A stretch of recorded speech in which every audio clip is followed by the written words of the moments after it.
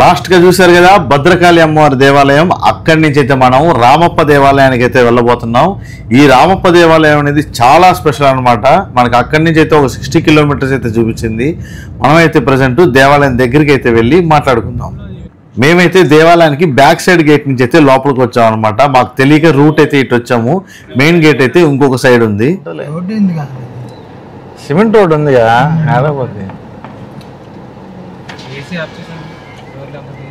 ఎక్కడ అడుగుతాయండి. నల్లగా అయితే ఉంటది.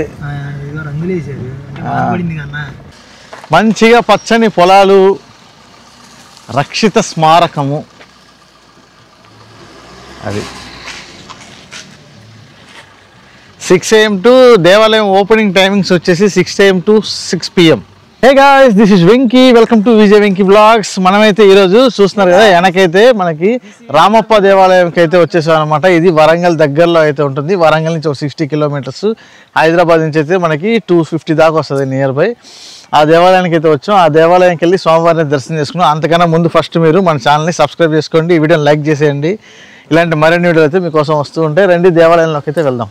ఇవన్నీ చూసారు కదా, ఓల్డ్ స్టోన్స్ అనమాట. మనకి దేవాలయంలో మండపాలు ఇవన్నీ కొంచెం విరిగిపోయి ఉంటాయి కదా, అవైతే అన్నీ విడదీసి సపరేట్గా పెట్టారు, నెంబర్స్ వేసి. మేబీ కొన్ని రిపేర్స్ జరుగుతున్నాయి. ఇది కాకతీయ కాలంలో కట్టిన దేవాలయం కాబట్టి ఇప్పటికి మనమే ఇవన్నీ ధ్వంసం చేసేసింది. సో మనమే కాపాడుకోవాలి. కాకపోతే ఇవన్నీ మనం ఇలా పాడు చేసి రిపేర్ల పేరుతో చేసుకుంటున్నాం. దేవాలయం అయితే చాలా బాగుంటుంది. ఇంతకుముందు అయితే నేను ఒకసారి వచ్చాను అనమాట. ఇప్పుడు మళ్ళీ వెళ్దామండి. ఎంతెంత పెద్ద రాళ్ళు పెట్టి కట్టారు స్వామి ఈ దేవాలయాల్ని. అదే ఇవన్నీ ఇదేదో చిన్న గుడి ఉంది. ఫస్ట్ ఇక్కడికి అయితే వెళ్దాం. మేము మేబీ బ్యాక్ సైడ్ గేట్ నుంచి వచ్చినట్టున్నాం లోపలికి.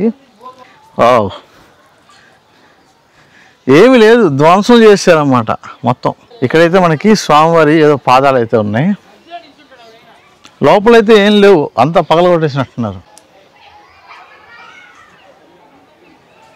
ఇవన్నీ కూడా కాకతీయ కాలం నాటి శిల్ప సంపద అనమాట. ప్రతి ఒక్క గోడ మీద కూడా అద్భుతంగా శిల్పాలు చెక్కున్నాయి. ఇది బ్యాక్ గేట్ అయినా కూడా చూడండి ఎంత బాగా చెక్కారో. మెట్లు మటుకు ఎంత ఎత్తుతున్నాయో. థ్యాంక్స్ అబ్బా, మీరందరూ మన ఛానల్ని మంచిగా చూడబట్టే నేను కూడా మీకోసం ఇన్ని దేవాలయాలు అయితే తిరుగుతున్నాను. మీ పేరుతో నేనైతే ఇన్ని దేవాలయాలు అయితే చూస్తున్నాను. ఇంత అద్భుతమైన దేవాలయాలు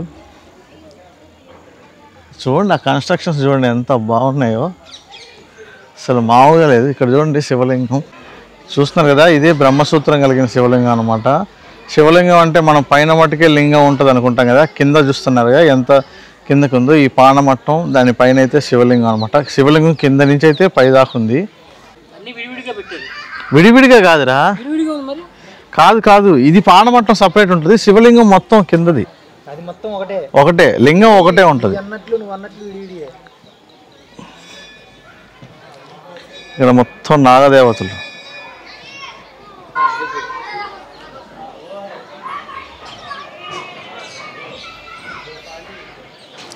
దేవుడితో కూడా ఫోటోలు దిగేస్తున్నారు. అబ్బా, దేవుడిని కోరికలు అడగడమే నాకు తెలుసు. దేవుడితో ఫోటోలు దిగే వాళ్ళు ఇక్కడ ఉన్నారు. మనమైతే ఇది నంది దగ్గరికి అయితే ముందు వెళ్దాం.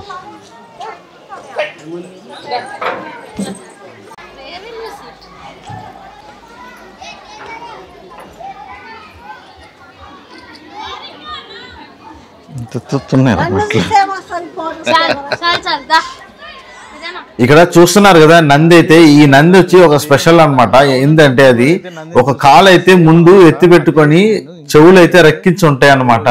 ఎప్పుడు స్వామివారు పిలుస్తారా అన్నట్టు రెడీగా అయితే ఉంటది అనమాట నంది. అంతేకాకుండా ఈ నంది మనం ఫ్రంట్ నుంచి సైడ్ నుంచి చూసినప్పుడు మనల్నే చూస్తున్నట్టయితే ఒక భావన అయితే కలుగుతుంది. అదైతే ఇక్కడ స్పెషల్. ఎంత బాగుంది చూసారు కదా. ఈ టెక్స్చర్ అయితే మటుకు అసలు నిజంగా ఆర్కిటెక్చర్ సూపర్గా చెక్కారు అనమాట.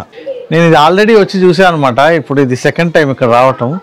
ఎంత అద్భుతంగా ఉందంటే మనకి ఈ దేవాలయ ఆర్కిటెక్చర్ మటుకు అంత సూపర్గా అయితే ఉంది. మీరు ఖచ్చితంగా హైదరాబాద్ చుట్టుపక్కల ఉంటే ఖచ్చితంగా వచ్చి దర్శనం చేసుకోవాల్సింది అనమాట ఈ దేవాలయం. ఈ దేవాలయం అయితే క్రీస్తు శకం 1213లో గణపతి దేవుడి కాలానికి చెందిన చేజర్ల రుద్రయ్య అయితే ఈ దేవాలయాన్ని నిర్మించాడు.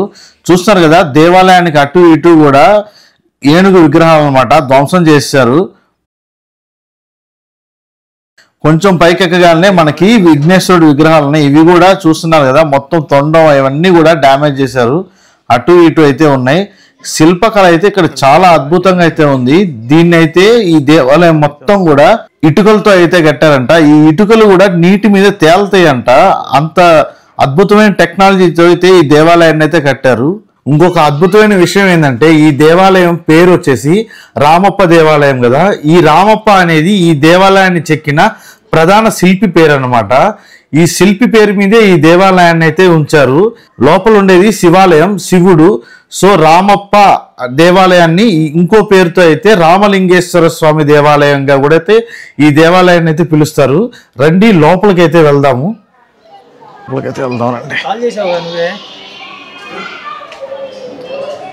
ఈ దేవాలయం మొత్తం కూడా విశ్వబ్రాహ్మణుల శిల్పకళా చాతుర్యానికి ఒక మచ్చు తొనకగా అయితే చెప్పొచ్చు అనమాట. అంత అద్భుతంగా అయితే ఉంటుంది. చూసే నేను ఆల్రెడీ టెంపుల్. ఈ లోపల కింద గ్రౌండ్ అంతా కూడా ఎగుడు దిగుడుగా ఉందన్నమాట. ఇది ఒకవేళ డ్యామేజ్ అయిందా లేక ఇలాగే డిజైన్ చేశారా దీనికి అర్థం అయితే ఏందో తెలియదు కానీ. అండ్ ఈ స్తంభాలు అయితే చూడండి, ఈ 4 స్తంభాలు అయితే ఉన్నాయి. ఈ 4 స్తంభాలకి శిల్పాలు చెక్కిన తీరైతే అసలు నమ్మలే అనమాట. అంత అద్భుతంగా ఉన్నాయి. చిన్న చిన్న గ్యాప్లు కూడా ఉన్నాయన్నమాట. చాలా బాగున్నాయి. 4 స్తంభాలు అయితే కంప్లీట్ గా దేవాలయం మొత్తం కూడా మనకి ఇటుకలతో కట్టింది కాబట్టి రెడ్ కలర్ లో కనపడుతుంది. ఈ 4 స్తంభాలు మటుకు నల్లటి గ్రానైట్ తో చేసినట్టున్నారు. చాలా అయితే లుక్ అయితే బాగుంది. ఈ టాప్ సీలింగ్ కి కూడా మనకి అన్ని దేవతా విగ్రహాలు అయితే ఉన్నాయి. సీలింగ్ మీద కూడా చాలా అద్భుతంగా అయితే చెక్కున్నారు.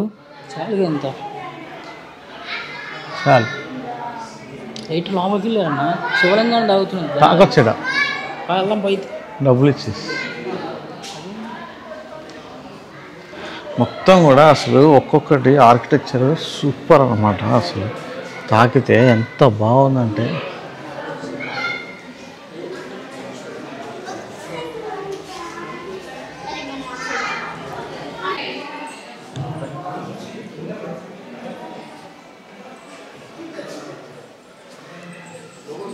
అంతేకాకుండా ఇక్కడ చాలా దేవతా శిల్పాలు అయితే ఉన్నాయన్నమాట. లోపల ఒక్కొక్కటి కూడా డ్యామేజ్ అయిపోయి ఉన్నాయి.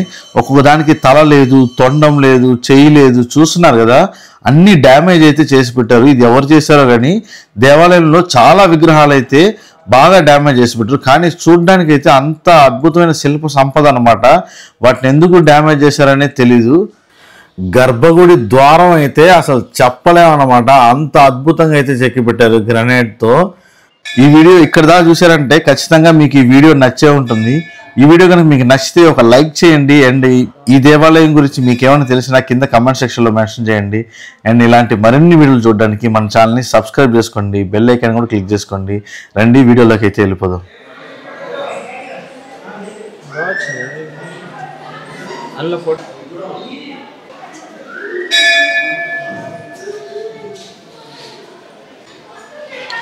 ఈ విగ్రహాలన్నీ కూడా పగలగొట్టేసినట్టున్నారు.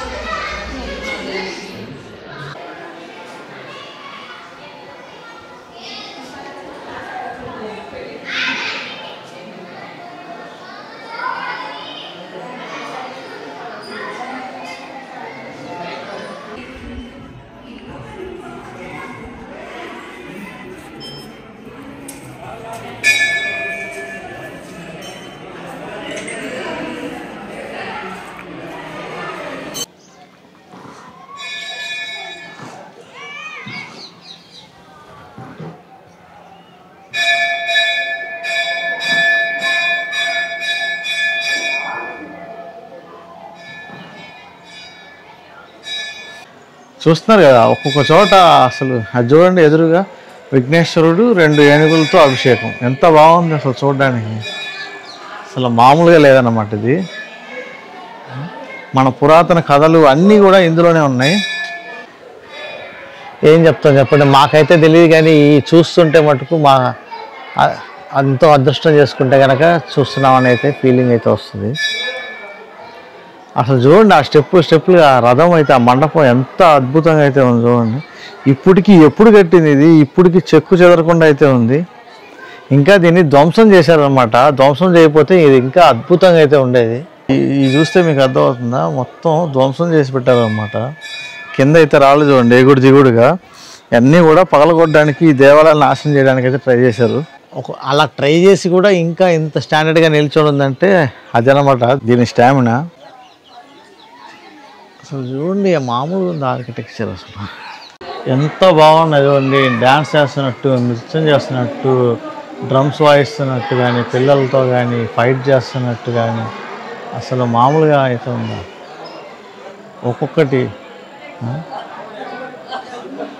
మన కళలన్నీ కూడా ఇందులోనే పెట్టారన్నమాట. ఎంత డీటెయిల్డ్ వర్క్ అయితే చేశారు చూడండి మొత్తం.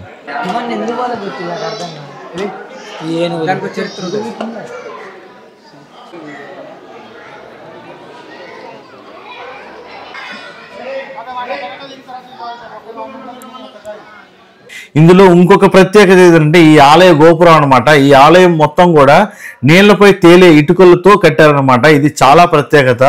సో ఆ ఇటుకలను కూడా చాలా మంది అయితే ఇక్కడ నుంచి దొంగతనంగా తీసుకెళ్లిపోతున్నారు అనమాట. ఇప్పుడైతే గవర్నమెంట్ అయితే దానికి రక్షణ అయితే కల్పిస్తుంది. ఇంతకుముందు అయితే నిర్లక్ష్యం వల్ల చాలా మంది ఆ ఇటుకలు అయితే తీసుకెళ్లిపోతున్నారు.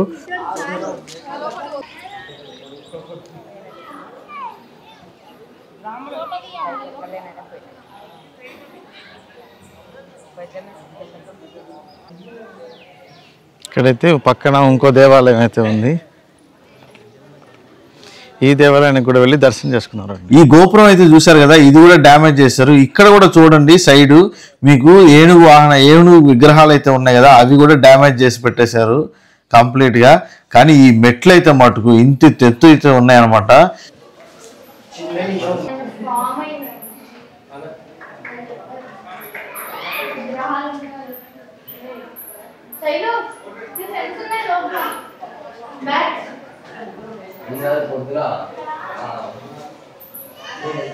ఈ దేవాలయంలో నందిని అయితే చూడండి, నందికి అయితే మూతి అదంతా పగలగొట్టేశారు, చెవులు అన్నీ కూడా పగలగొట్టేశారు అనమాట. కంప్లీట్ గా డ్యామేజ్ చేసి అయితే పెట్టారు. ఈ దర్శనం కూడా అయిపోయింది అండి. ఇక్కడ ఉన్న ఇంకొక ఇదేదో మరి స్తూపంలా ఉంది, దీన్ని కూడా చూద్దాం. దీని లాంగ్వేజ్ అయితే వేరే ఏదో ఉంది. పైన అయితే వినాయకుడి విగ్రహం అయితే ఉంది.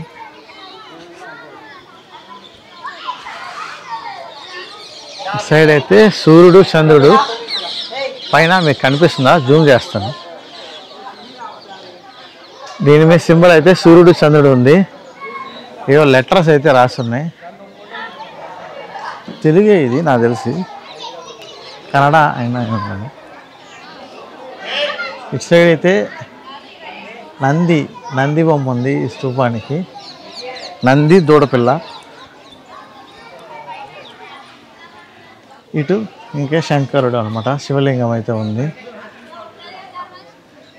అలా మనం చిన్నగా అమ్మయ్య మనం చెప్పులు అయితే ఇక్కడ ఇప్పాము. మనం బ్యాక్ గేట్ నుంచి వచ్చాం కాబట్టి బ్యాక్ గేట్ నుంచి వెళ్తున్నాం. ఫ్రంట్ గేట్ నుంచి అయితే మంచిగా అయితే కాన్సెప్ట్ అయితే, అటు సైడ్ గార్డెన్ అవన్నీ ఉన్నాయి. ఇక్కడ కూడా మంచిగా గార్డెన్, పొలాలు అన్నీ ఉన్నాయి. ఒకసారి తిప్పుతాను చూడండి.